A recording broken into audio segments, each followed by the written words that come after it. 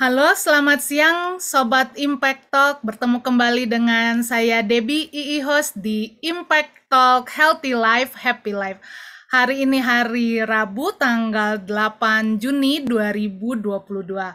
Dan hari ini kalau Sobat Impact Talk telah lihat di poster ya, hari ini kita mau kembali membahas tentang Youth Ministry Course. Bagian yang kedua ya. Dan sebelum kita berbincang-bincang dengan narasumber kita yang telah hadir melalui Zoom, saya menyapa Sobat Impact Talk yang setia mengikuti Impact Talk. Terima kasih untuk kesetiaannya mengikuti Impact Talk ini. Terima kasih untuk setiap dukungan dan saran-saran yang diberikan.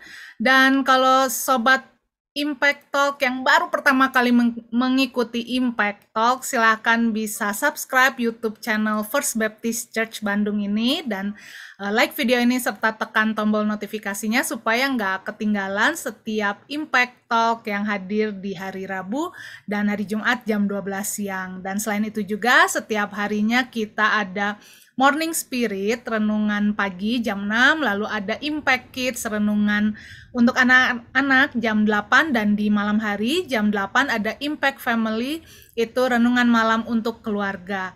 Dan Sobat Impact Talk juga yang mau mengikuti kebaktian jam doa bisa mengikuti hari ini, nanti sore jam 6, masih melalui Zoom. Jadi Sobat Impact Talk yang mau mengikuti harus tanya ya melalui nomor yang ada di layar, link Zoom-nya.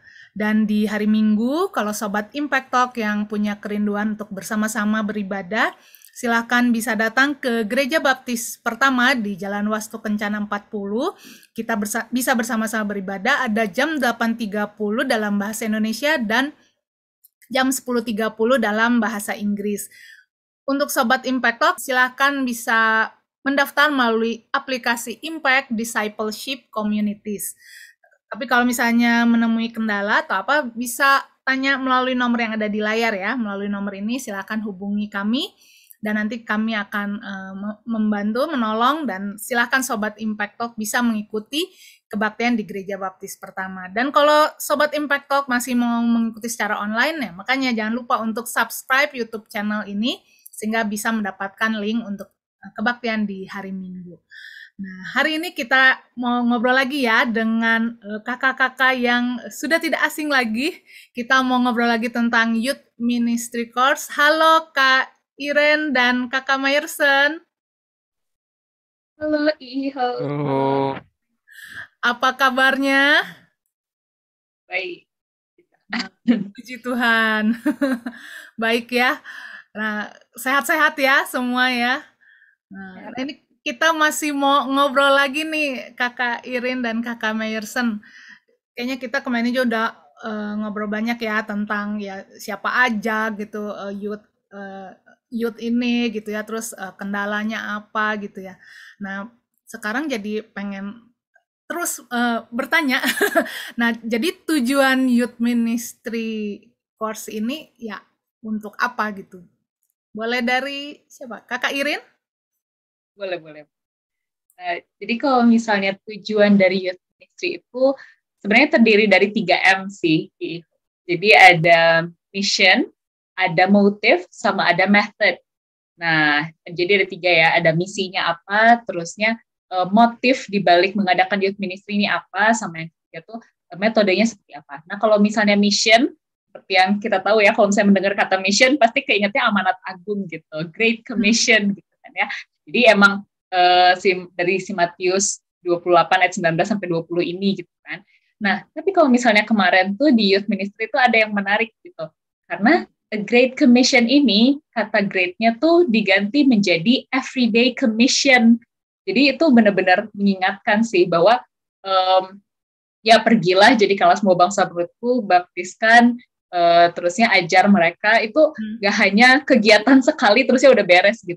Tapi itu benar-benar menjadi lifestyle gitu sih. Jadi emang gimana kita bisa menjangkau, terusnya memuridkan, terusnya membaptiskan, mengajarkan, dan itu menjadi gaya hidup dari orang Kristen. Gak hanya youth ministry-nya aja, tapi dari youth workers-nya juga.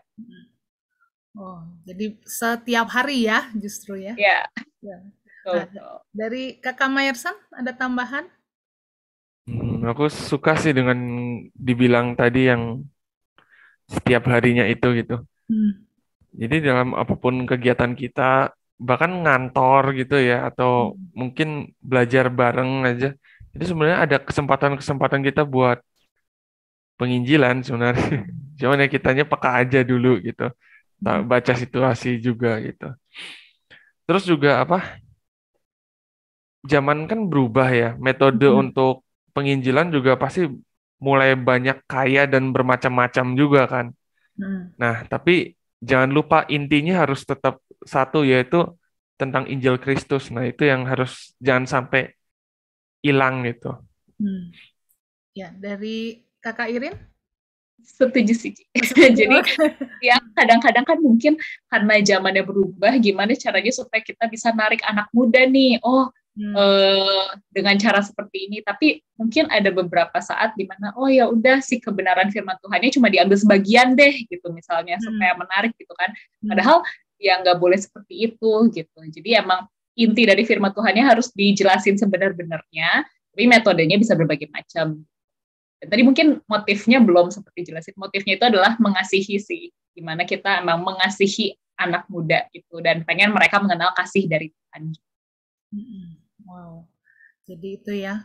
Makanya ya penting gitu ya untuk ya youth ministry ini menjadi sangat penting gitu ya karena ya itu ya tujuannya karena itu dari amanat agung aja itu harus setiap hari ya malah ya bukan hanya sekali-sekali tapi setiap hari ya kita bersaksi kita mengajar ya tadi mengajar memuridkan wow luar biasa. Nah kalau gitu produk dari youth ministry course ini berarti anak-anak Ya, muda. anak-anak muda yang bertumbuh makin dewasa rohani.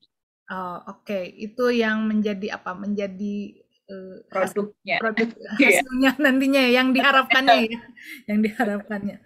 Nah, lalu kalau yang bertanggung jawab nih siapa aja nih untuk supaya ini anak-anak muda ini bertumbuh rohaninya gitu? Apakah orang tua atau ya di sini mungkin pembimbing atau siapa aja nih yang bertanggung jawabnya? Dari siapa? Eh, Kakak Mayerson dulu. Oke, oke.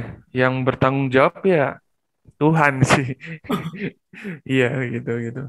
Kita kita nggak bisa ngambil peran Tuhan yang satu itu gitu kan. Oke. Kan ada tertulis juga loh yang apa yang Apolos menanam terus Paulus menabur gitu. Paulus menyiram atau Apolos yang menyiram gitu ya. Tapi yang buat pertumbuhan siapa Tuhan kan ya.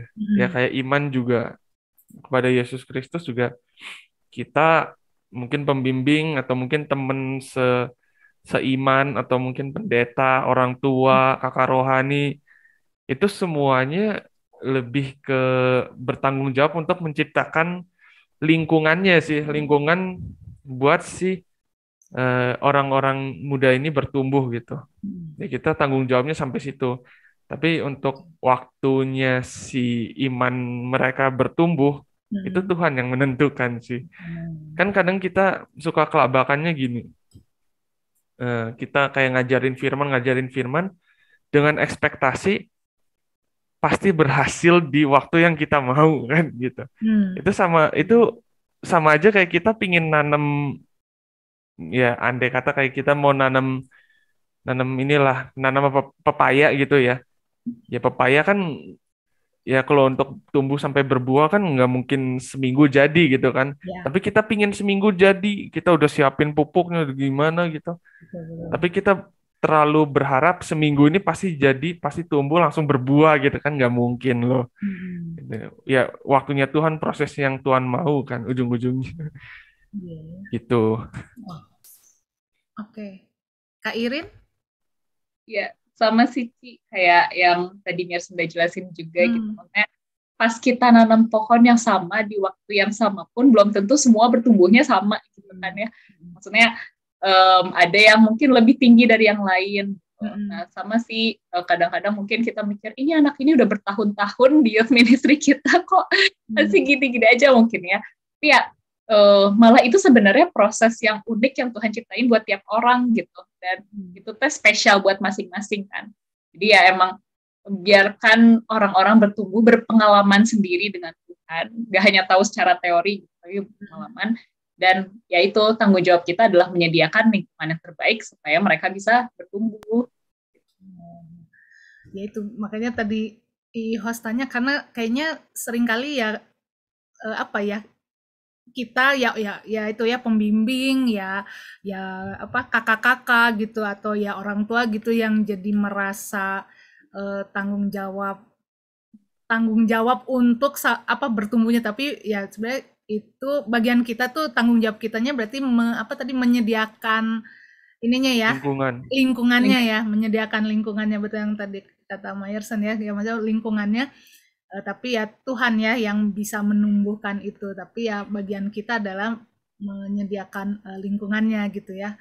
Ya betul, karena kadang-kadang ya gitu suka apa jadi mengambil tanggung jawab Tuhan ya, maksudnya pengennya kitanya, tapi betul juga yang tadi Kakak Irin tambahin ya, pohon yang sama juga hari dan detik yang sama ditanam juga, tapi tetap pertumbuhannya kan belum tentu sama ya, belum tentu sama, jadi ya betul. Wah, harus jadi kita ingat juga ya. nih Ci.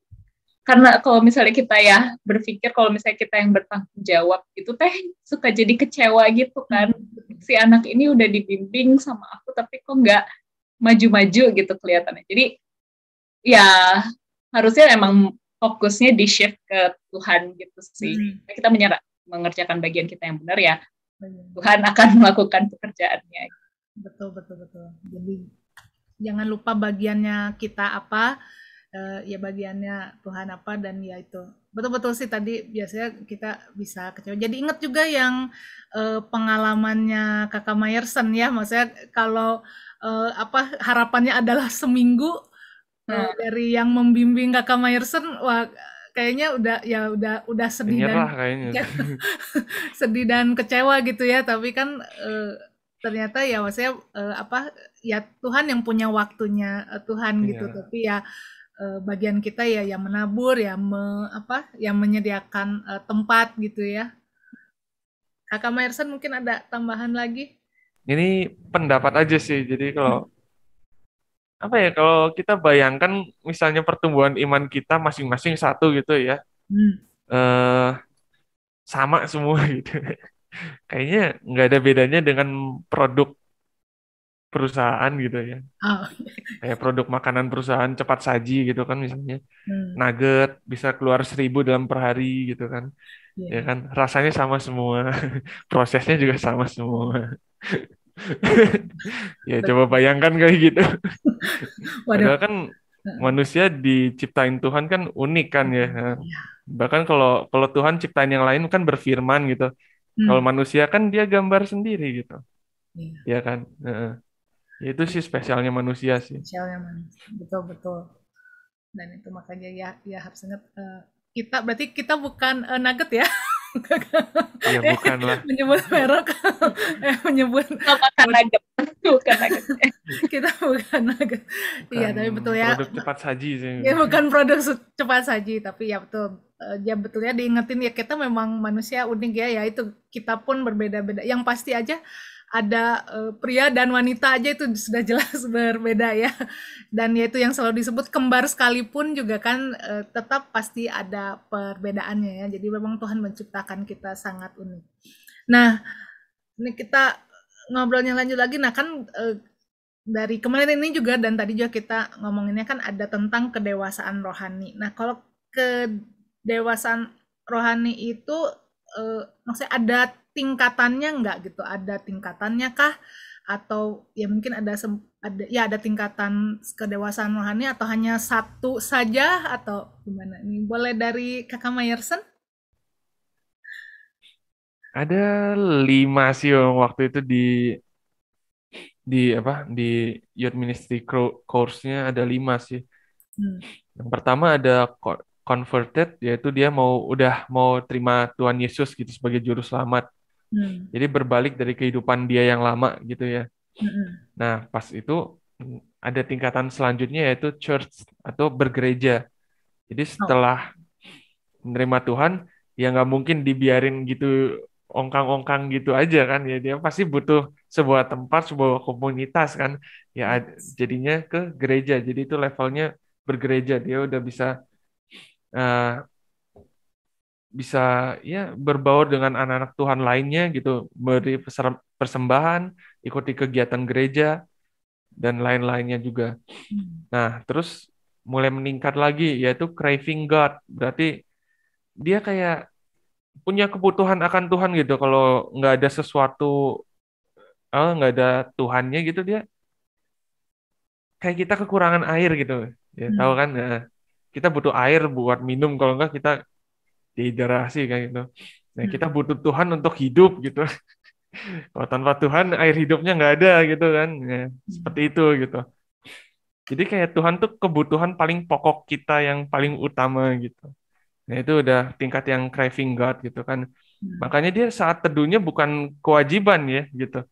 Tapi eh, kebutuhan, habis itu haknya dia buat eh, terhubung sama Tuhan terus gitu. Seperti itu. Terus sudah punya komitmen, terus dia juga akan mencari-cari eh, kelas untuk pendalaman Alkitab lebih, karena dia pingin tahu Tuhan tuh kayak gimana sih gitu. Walaupun kita terus gali-gali terus kan Tuhan kayak gimana sampai kita mati pun juga kan kita nggak bisa ketemu eh, sesempurna mungkin pengertian tentang Tuhan kan. Tapi kan kita punya hati yang ingin gali terus Tuhan tuh gimana gitu. Ya seperti itu. Terus ada tingkatan selanjutnya tuh compassion gitu. Punya hati untuk melayani gitu. Udah terima Tuhan, bergereja, punya kebutuhan akan Tuhan, terus pasti dia lihat orang lain juga, kayaknya orang lain ini ha- sebenarnya punya kebutuhan akan Tuhan, cuman mereka nggak nyadar gitu. Jadi dia punya compassion buat melayani mereka gitu. Terus mulai tertarik dengan mereka-mereka yang belum kenal Kristus untuk bisa diinjili gitu kan. Ya, terus consecrated. Kalau dengar tentang consecrated ini semakin menyerupai tentang Kristus sih, si apa namanya, penjelasannya. Itu kebayangnya Petrus sih pas yang udah selesai selesai Yesus disalib dan dia ketemu Yesus lagi kan, sampai gembalakan domba-dombaku gitu. Nah, menurutku ya itu di situ dia consecrated sih, itu udah paling atasnya, level paling atas. Makanya dia nerusin pekerjaan Kristus, pengembalaan gitu kan, dan ya doing the Great Commission gitu. Seperti itu sih. Dari Kakak Irin ada tambahan atau mungkin kalau sudah lengkap? Nah, Paling ini aja sih, ya balik ke ilustrasi tanaman yang tadi gitu ya. Pada saat udah percaya juga tuh ya masih kayak tanaman gitu. Kalau misalnya kita pikir tanaman kan kayak ada yang batangnya lebih panjang, satunya lagi lebih pendek. Ya mungkin dia pas converted atau church tuh panjang banget batangnya, maksudnya cepet gitu pertumbuhannya. Tapi mungkin pas craving God-nya mandet-mandet gitu ya. Dan itu normal gitu, setiap orang punya itunya masing-masing. Berarti memang nggak ada waktu, dia tuh di tahap 2 atau maksudnya tahap yang kedua atau ketiga itu misalnya ya singkat gitu, dan ya itu tadi mungkin langsung panjang itu karena kan lagi semangat gitu ya bergereja dan baca Alkitab dan apa gitu. Tapi mungkin yang keempatnya mungkin yang lama, maksudnya memang tidak ada batasan waktu ya? Ya, yang kemarin kami bahas diskusiin juga nggak ada sih. Maksudnya ada juga yang mungkin pada saat dia udah sampai compassion, ternyata bagian craving God-nya mundur lagi. Jadi nggak bisa, maksudnya tidak semuanya jalannya tuh pas converted church craving God ini semuanya lancar gitu. Nggak, tapi ada yang mungkin pada saat dia udah sampai satu titik udah bagus, tapi mundur di hal yang lain gitu. Maksudnya memang karena bertumbuh kan, jadi berproses.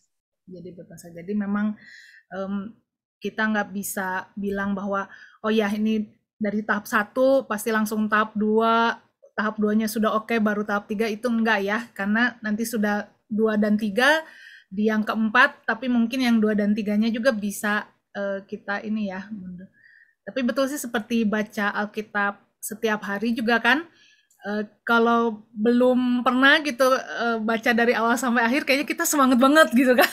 Begitu udah tahun yang kedua, tahun ketiga, mungkin ada tiba-tiba masanya, kan udah gitu Ya, udah baca, tahu lah. udah tau lah gitu. Padahal kan itu yang tadi Kakak Mayerson bilang juga kan, sebenarnya kita kan belajar terus dan pengertian kita juga betul sih. Aku pun mengalami ya. Padahal tahun lalu sudah baca ini, tapi pas tahun ini baru yang muncul gitu. Oh, kok ada ya ini, ada kata-kata ini gitu, ada pernyataan ini atau ada kalimat ini. Padahal kan ya sudah, maksudnya sudah baca terus gitu. Tapi memang betul sih kalau kita terus baca kan, karena ya tidak langsung hafal semua dan manusia juga pelupa ya, pelupa gitu. Jadi ya betul, jadi yang tadi diingetin juga ya memang harus ya itu ya setiap hari, dan karena ya itu ya, apalagi dengan mungkin masalah di sekitar kita gitu ya, masalah di sekitar anak-anak muda, sekitar anak muda, ya kita makanya harus terus ya, malah nggak bisa nggak boleh berhenti, nggak boleh berhenti untuk terus ya ini ya. Tapi ya itu tahapannya berarti tadi ya converted church ya, yang masuk ke gereja, craving God itu yang saat teduh ya tadi ya, saat teduh. Terus compassion itu tadi, memiliki hati untuk melayani Tuhan, dan consecrated itu menjadi serupa, Makin serupa dengan pemurnian lagi dengan Kristus. Wow, oke. Nah, setelah kita tahu nih ya kan udah tujuannya apa gitu ya, terus ya itu ada tingkatan kedewasaan rohani. Nah, ini mulai merancang si programnya ini seperti apa nih? Gimana nih Kakak Irin, coba? ya. Jadi kalau misalnya tadi ada 5C itu ya, maksudnya 5C spiritual maturity, pertumbuhan rohani. Nah, ini juga ada 5 step program gitu sebenarnya. Jadi kalau misalnya yang awal-awal gitu kan, sebelum orangnya converted, sebelum orangnya percaya, mengambil keputusan untuk benar-benar percaya Tuhan Yesus sebagai Tuhan dan Juru Selamat. Itu kan mungkin dia nggak tahu tentang Kristus gitu. Mungkin kalau misalnya datang ke gereja juga siapa yang mau nemenin gitu kan, bingung gitu. Nah, jadi pastinya yang langkah pertama adalah relationship building atau membangun hubungan. Jadi gimana caranya supaya kita membuat orang lain merasa hangat hubungannya, merasa di welcome gitu. Terusnya pokoknya pada saat kalau yang kami pelajari kemarin sih di relationship building ini tuh tidak ada intensi untuk mengabarkan Injil, walaupun fleksibel ya, kalau misalnya ada emang dibutuhkan ya jalan aja gitu. Tapi awalnya tuh emang benar-benar ya membangun hubungan gitu, ngobrol, cari tahu lebih banyak gitu. Dan ini pasti bisa diikuti oleh semua orang gitu, baik yang emang mau percaya ataupun belum proses mau percaya gitu. Nah, terusnya yang tahapan yang kedua itu adalah si evangelism ini, baru mulai proses penginjilan. Nah, biasanya yang ikut tuh kan orang-orang tertentu ya, yang emang pengen mengenal Tuhan Yesus lebih dalam dan pengen percaya sama Tuhan Yesus gitu. Dan ini bentuk acaranya emang khusus juga gitu untuk penginjilan gitu. Pastinya intinya tentang Injil, dan Injil yang disampaikan juga harus mudah dimengerti, harus jelas, nggak bertele-tele gitu. Nah, yang ketiga terusnya udah evangelism nih, penginjilan. Nah, discipleship, pemuritan gitu. Semua orang yang udah percaya sama Tuhan Yesus, sudah bergereja kan, kayak yang tadi Mayerson bilang ya, pengen craving God gitu, mengenal Tuhan lebih dalam lagi gitu. Nah, itu bisa lewat discipleship, kelompok kecil. Kalau misalnya di gereja kita ada kelompok PA, ada sekolah minggu gitu, mungkin ada yang KTB juga gitu ya. Jadi bentuknya bisa macam-macam. Terusnya ada equipping juga. Equipping ini fungsinya untuk memperlengkapi orang-orang untuk melayani, dan yang terakhir ada leadership, khusus untuk orang-orang yang mau memimpin. Tapi ini nggak menuntut ya, sama kayak yang tadi 5 yang tadi juga sih. Jadi nggak menuntut harus 1, 2, 3 gitu sih. Jadi sesuai kebutuhannya. Kalau si orangnya udah kenal dekat sama kita gitu, berarti bisa langsung kedua, yang evangelism gitu. Tapi kalau misalnya orangnya memang udah apa namanya, udah yang di discipleship gitu, udah craving God gitu kan, terus udah mulai nih timbul hati pingin melayani orang lain, Ya udah mungkin ya udah bisa masuk ke 4 juga yang equipping gitu langsung gitu. Iya Terus ya. yang leadership ya sama juga kayak gitu. Sesuai kebutuhan-kebutuhan mereka sih sebenarnya ini. Sama kayak yang 5C tadi juga gitu.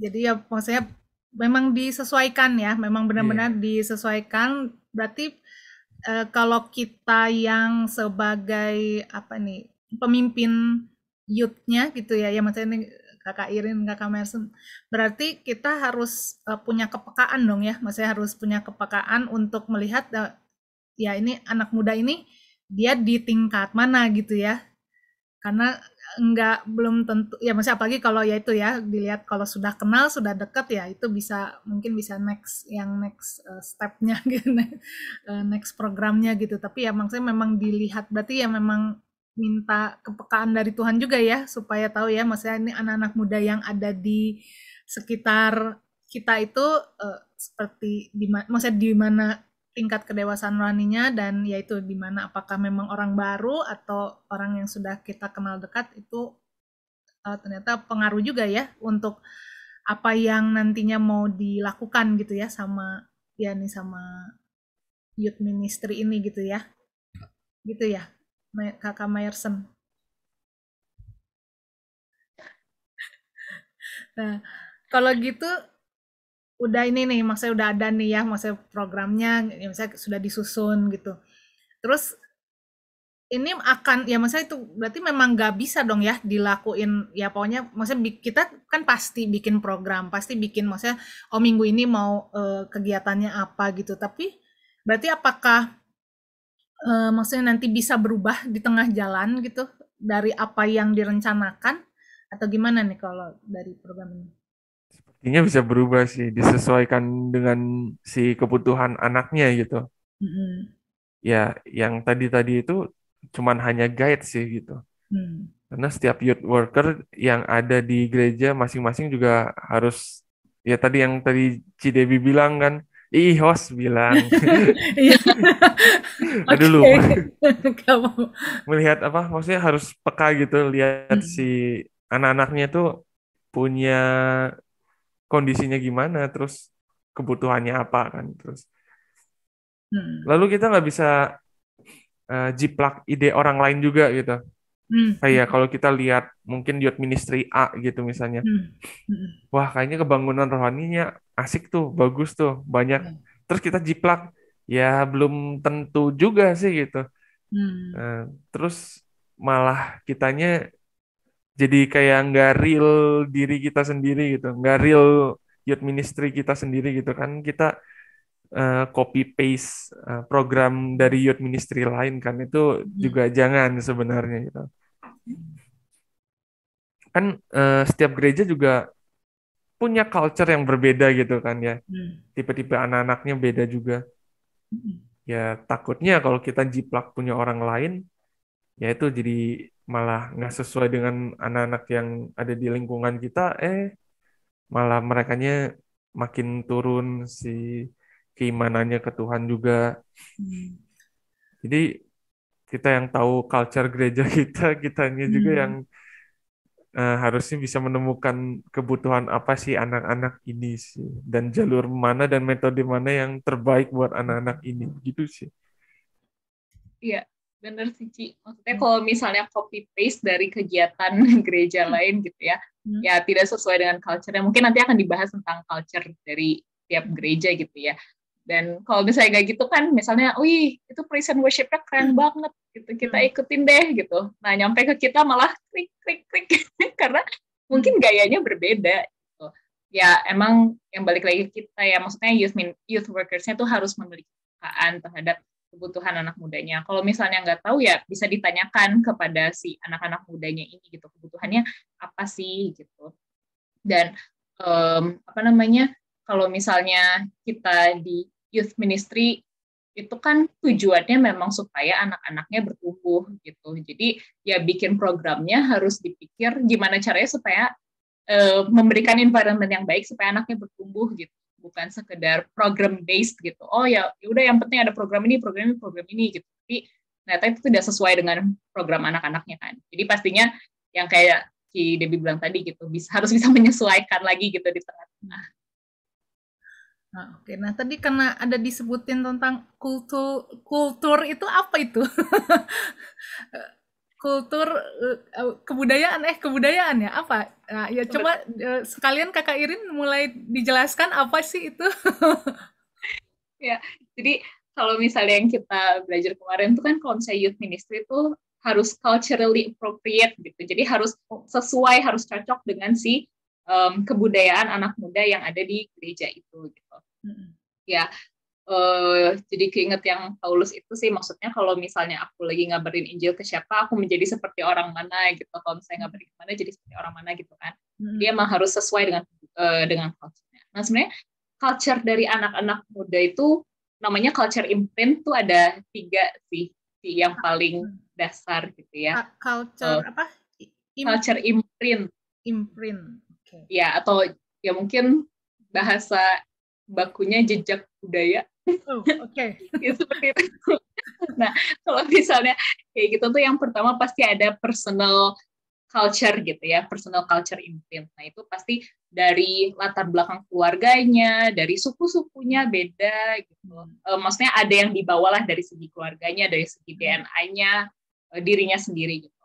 Terusnya selanjutnya juga ada church cultural imprint gitu. Pasti gereja yang mega church sama gereja yang masih gereja keluarga itu kan pasti beda banget ya, gayanya gimana gitu, macam-macam gitu. Dan ada juga yang community cultural imprint, jadi berdasarkan nilai moral, maksudnya anak ini dibentuk dengan komunitas yang memiliki nilai moral apa gitu, geografi, kondisi sosial ekonomi semuanya kayak gitu. Dan itu pasti mempengaruhi kondisi anak-anak yang ada di gereja itu gitu, di gereja lokal itu. Nah, makanya kita tuh sebagai youth workers tuh harus mencari sweet spot-nya gitu, Ci. Jadi gimana sweet spot kalau kata si dosen ya, dia keren-keren istilahnya. Ya, nah gimana caranya kita program yang bisa cocok dengan 3 jenis culture gitu, sesuai dengan orangnya, sesuai dengan culture gerejanya, pastinya denominasinya untuk mungkin ya, dan juga sesuai dengan si community-nya gitu. Itu emang harus proses, mungkin ada trial dan error juga gitu. Ya, proses. Oke, jadi kalau yang apa tadi cultural imprint itu memang maksudnya tiga itu pasti ada ya, itu ya, maksudnya itu yang secara umum ada ya, itu basic dasar pasti ada gitu. Pasti ada. Oh, oke. Ya, dari Kakak Mayerson ada tambahan nih tentang aku keinget pengalaman sih dulu gitu kan ya. Ya, boleh. Ya berhubungan dengan ini sih cultural imprint gitu. Aku biasanya di gereja yang ya kayak tipikal gereja baptis pertama gitu ya, gereja yang ya bisa dibilang ya gereja keluarga gitu kan ya, walaupun dulu di GKI gitu. Pas saya ke Jakarta, terus ini sepupu dari mega church sih gitu, biasa pelayanannya gitu. Lalu dia ngajak saya ke gereja tempat dia melayani. Ya begitulah seperti yang tadi dijelaskan gitu, karena culture-nya tidak cocok, walaupun praise and worship-nya luar biasa. Saya cuma berdiri kayak patung doang di situ. Ya itu sih karena ketidakcocokan, dan pas itu sepupuku nggak gitu mengerti ya culture gerejanya aku gitu. Kalau buat dia sama saudara-saudara yang lain ya oke gitu kan. Maksudnya mereka lebih, karena mereka sering melayani di mega church juga kan, ya mereka terbiasa dan having fun gitu. Tapi kalau aku gitu, yang tadinya dari gereja kayak gereja biasa gitu, terus ke mega church bingung itu ini komunitasnya kayak yang mana gitu. Terus harus mulainya gimana gitu. Ini sama seperti yang waktu itu dosen youth ministry yang itu juga bilang sih. Jadi mega church itu memang banyak orangnya, tapi ya tantangannya juga besar sih buat buat kitanya gitu, harus milih komunitasnya. Kan di situ satu gereja gede, komunitasnya ada macam-macam gitu. Nah, Iya. itu yang jadi tantangan buat kitanya milih komunitasnya yang mana gitu. Terus untuk mengenal satu-satu orangnya juga kan nggak bisa semuanya kenal sih. Iya, gitu sih. Betul-betul. Iya sih betul. Cuma kan ya biasanya itu ya yang eh, terlihat ya karena ya namanya aja mega church jadi ya terlihat ya kan banyak besar terus ya kalau dilihat dari anak mudanya juga anak mudanya banyak sekali gitu ya di sana tapi sebenarnya ya ya itu ya maksudnya kalau kita hanya ikut bukan tidak boleh ya kita maksudnya ke gereja mana tapi kalau kitanya hanya ikut-ikutan saja ya memang ya ya kita mungkin segitu aja ya padahal ya di sini penting untuk kita bertumbuh ya rohani kita penting untuk bertumbuh gitu kan jadi ya betul ya jadi apa ya kitanya pun harus apa melihat diri kita dan maksudnya melihat ya kalau memang apa tidak cocok di sana ya maksudnya kita ya cari komunitas yang cocok gitu ya Kak Mayerson. Iya, ya mungkin bisa dilihat kenapa ada gereja Batak, ada gereja Kristen Jawa. Nah, itu sih. Hmm. Karena cultural imprint mereka kan dari keluarga Jawa, terus sering pakai Hmm. bahasa Jawa, taunya Hmm. kebudayaan-kebudayaan Jawa. Jadi ya Hmm. cocoknya di gereja Jawa. Coba kalau yang dari gereja Kristen Jawa dibawa ke megachurch ya juga bingung kan, apalagi yang dari megachurch ke Kristen Jawa juga udah bahasanya nggak bisa, terus culture-nya juga bingung gitu kan. Nah, gitu sih. Itu yang harusnya kita hindari sih. Hmm. Hmm. Hindarinya kenapa hindari Ya, jangan maksudnya hindari jangan yang tadi jangan ngambil jiplak program orang lain gitu. hmm. Kalau yang Betul. Kristen Jawa kan programnya ya ibadah dengan adat Jawa gitu. Maksudnya Hmm. dengan apa Atau ya? dengan bahasanya Bahasa gitu ya. Jawa, Hmm. nyanyian Jawa gitu kan. Hmm. Hmm. Ya, ya begitu maksudnya. Hmm. Ya itu Artinya, culture-nya mereka, jangan pakai hmm. ke culture-nya yang di sini gitu. Oke, jadi berarti dari Kak Irin Setuju. setuju. Oke. Jadi ya itu ya maksudnya akhirnya kita melihat ya karena kita di sini ya kalau di sini kita di Gereja Baptis Pertama berarti kita melihat eh, apa im Culture. culture imprintnya Imprint. kita imprintnya kita itu seperti apa gitu ya jadi jangan apa jangan melihat dan langsung menjiplak gitu ya melihat sih boleh ya maksudnya kalau ada hal yang baik ternyata memang bisa itu boleh kan Berinovasi. Boleh, boleh boleh. ya ya cuma maksudnya nggak berarti kita oh harus gitu ya maksudnya harus jiplak plek plek gitu yang itu tidak bisa karena tetap disesuaikan ya dengan kitanya. Nah terus kalau nah ini kan udah maksudnya udah ya udah tahu nih gitu ya maksudnya udah tahu tujuannya apa udah tahu culture-nya seperti apa gitu ya. Eh, Terus jadi kalau kita nih mau mulai yang menginjili gitu dan ya maksudnya mau mulai menginjil gitu dan mungkin kan kalau sekarang kita tahu juga ya maksudnya kalau menginjil itu disebutnya ada penginjilan kontekstual gitu ya. Nah, itu maksudnya ada hal yang harus dipelajari secara khususkah gitu? Mungkin dari Kakak Irin?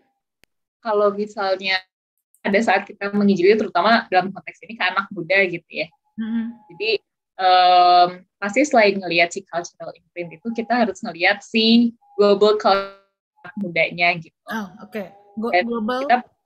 Global culture. Jadi okay. apa ya? Budaya yang global gitu dari anak muda. Dan sebenarnya sebagai youth workers itu juga kita sebagai misionari gitu sih, misionari tapi ke anak muda gitu kan. Maksudnya gimana caranya supaya kita bisa kan Injil yang dimengerti dengan cara mereka gitu. Mungkin beda ya, mungkin ke orang yang lebih dewasa gayanya bisa lebih serius, lebih kaku, tapi mungkin kalau ke anak muda tuh berbeda gitu. Dan yang pastinya kita harus melihat juga sih si budaya dari tempat asal si anak muda ini. Jadi kalau misalnya yang kemarin dipelajari itu kan ada yang global culture-nya tuh shame, ada yang fear, ada yang guilt. gitu. Jadi kalau misalnya shame itu biasanya tuh ini banget sih stereotipikal banget ya, misalnya kayak orang Asia gitu, rata-rata kita kayak kalau misalnya melakukan kesalahan tuh yang dipikirin tuh rasa malunya banget. Oh iya. Kayak aduh malu gitu, bukannya I make a mistake tapi I am a mistake gitu. Jadi yang salah tuh sayanya gitu. Sehingga tujuan dari penginjilan kan bahwa seseorang ini butuh anugerah gitu, butuh penerimaan gitu secara dirinya. Ada juga yang mungkin kayak guilt gitu atau merasa bersalah. Nah biasanya tuh orang-orang Barat gitu ya, kayak ya udah saya berbuat kesalahan yang butuh pengampunan gitu. Jadi menekankan bahwa ini loh ada Tuhan Yesus yang mau mengampuni. Ada juga yang fear berdasarkan ketakutan. Kalau misalnya saya tidak memberikan sesajen, misalnya nanti saya diapain gitu. Nah maksudnya dikasih tahu bahwa ini loh, maksudnya ada orang menerima kamu apapun dosa yang telah dilakukan sebelum, saat, sampai setelahnya gitu. Jadi emang harus si anak muda ini prinsipnya seperti apa dan harus bisa menyampaikan dengan cara yang diperhatikan. Tapi iya sih kalau untuk yang tadi yang Iren bilang, makanya yang relationship building harus dibutuhkan sih biar kitanya tahu ini orang yang mana ini, fear atau yang shame atau yang guilt gitu. Mungkin dari bincang-bincang terus baru kelihatan nih orangnya tipe yang mana gitu. Tapi kan kadang ada orang yang kalau penginjilan tuh langsung gitu. Ada mungkin bagus juga sih, ada orang-orang yang mungkin langsung sadar gitu. Tapi ada orang-orang yang susah juga kan. Nah, yang susah itu juga yang sebenarnya butuh relationship building, terus kita baru tahu yang tadi Iren bilang gitu. Jadi inget sih, secara statistik waktu itu, aku lupa sih nilainya berapa, sekitar 70 atau 80% gitu, anak muda emang pengen mengenal Kristus, pengen datang ke gereja tuh karena temennya gitu, karena punya relasi yang baik dengan salah satu orang di gereja itu gitu. Itu sih penting banget untuk membangun hubungan yang baik. Oh ya, maksudnya kalau langsung sendiri tuh jarang gitu ya? Ya, kadang-kadang pasti ngelihat dari maksudnya dari temennya ada yang deket gitu, terus yang ngelihat ternyata enak ya persekutuan di sana gitu misalnya, saya baru join. Wow, iya ya, ternyata memang betul harus ini ya, harus mengenali, memang benar mengenali ya personalnya ya, dan kita lihat gitu. Cuma secara umum berarti gitu ya, kebanyakan memang ya karena ada dekat, jadi ini ya. Nah, kalau gitu nih di pelayanan gini ada apa? Kualifikasinya nggak nih? Kualifikasi tertentu gitu untuk di pelayanan anak muda ini. Kakak Mayerson boleh? Ada nggak nih kualifikasi untuk pelayan anak muda, berarti ininya ya, youth workers-nya. Youth workers-nya ya. Yang waktu itu tuh PPT-nya banyak banget sih. Oh, banyak ya? Boleh sedikit aja dia jelasin ya. Ya, kayak apa ya? Ntar aku harus baca lagi nih, ini banyak sih. Nah, iya sih kayak people skill gitu harus ya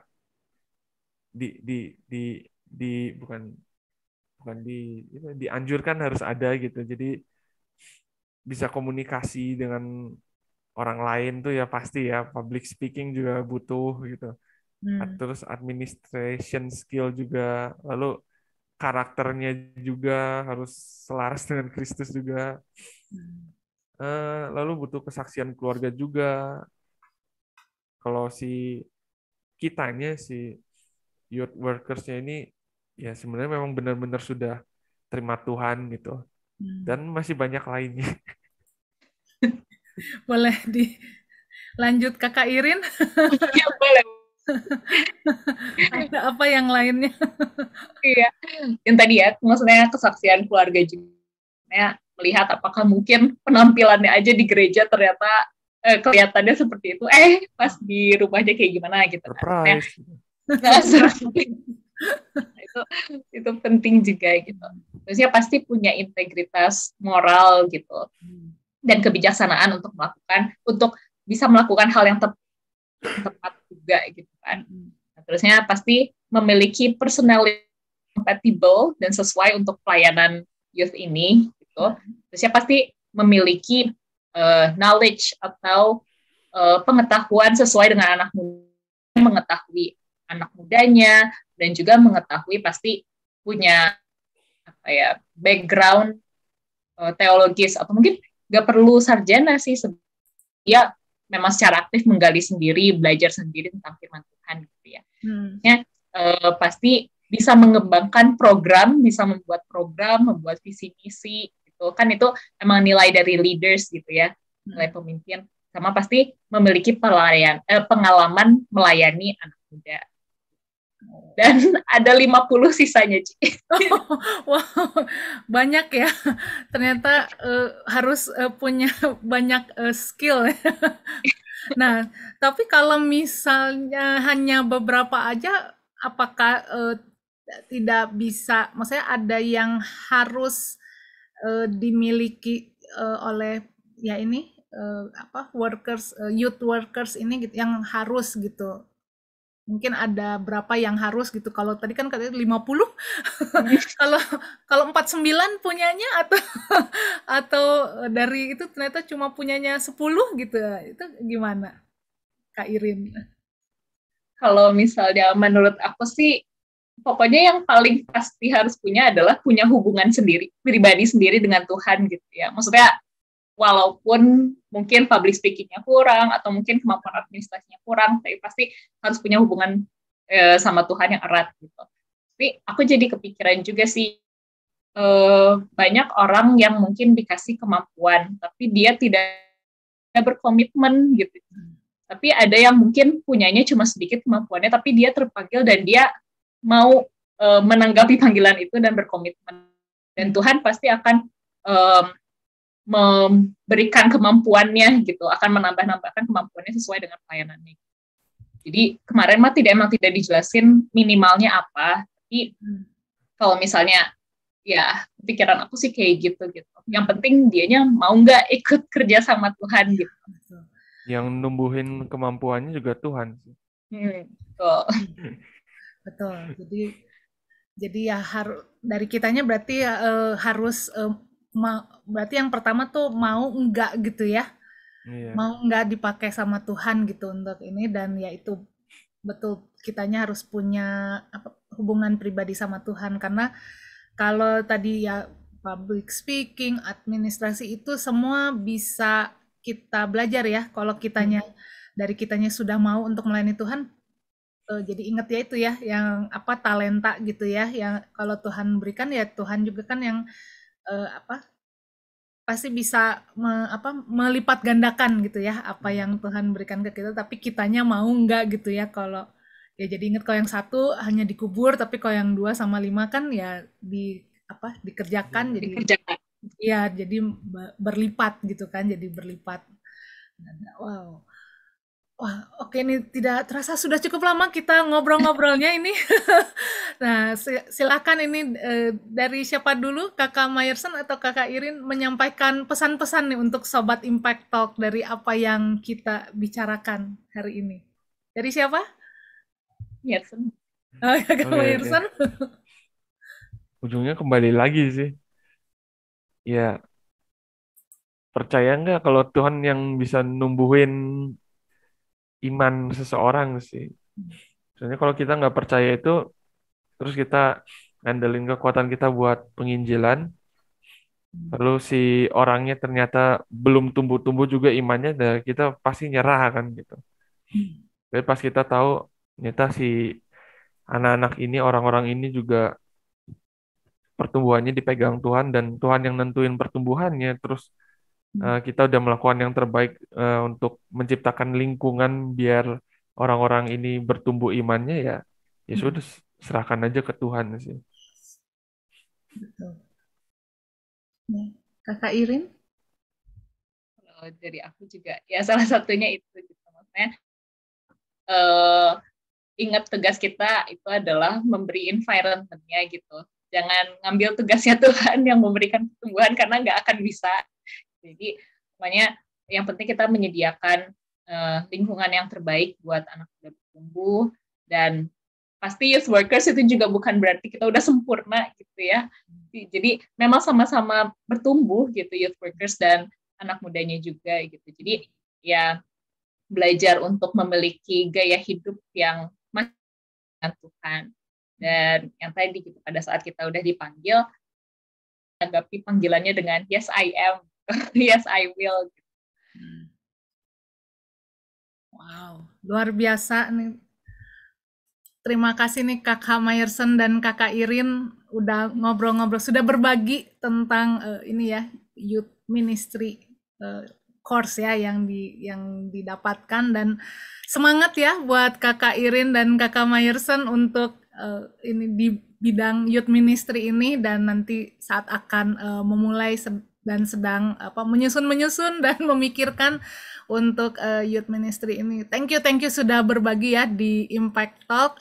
Dan untuk Sobat Impact Talk juga yang telah mengikuti Impact Talk ini, dan kalau mungkin tadi di tengah-tengah mengikutinya, silakan diputar lagi ya videonya dari awal. Dan kalau ini cuma sebagian saja, bisa dilihat di playlist Impact Talk, karena kita sudah, ini yang ketiga kali kita membahas, karena pertama hanya teaser aja, lalu kita waktu itu sudah ngobrol yang pertama, dan ini hari ini yang bagian yang kedua. Dan Impact Talk untuk hari ini sampai di sini. Saya Debbie, host, pamit. Kakak Irin. Saya Mayerson. Kakak Mayerson. Kami pamit undur diri. Sampai jumpa lagi. Tuhan Yesus memberkati. Tuhan Yesus memberkati.